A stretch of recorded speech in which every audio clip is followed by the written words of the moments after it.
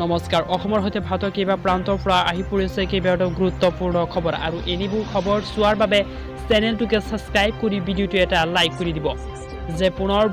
দেশতে বন্ধ হৈ যাব পাৰে আন্তঃৰাষ্ট্ৰীয় বিমান চলাচল এই কথা শেহতীয়াকৈ অসামৰিক বিমান পৰিবহণ সঞ্চালক প্ৰধানে জাৰি কৰিছে এই নিৰ্দেশনা যে কোভিডৰ নতুন ভেৰিয়েণ্টক লৈ গুৰুত্বপূৰ্ণ সিদ্ধান্ত যে 2022 31 জানুৱাৰীলৈকে থাকিব এই নিয়ম যে অমিক্ৰণৰ কৃপাত পুনৰ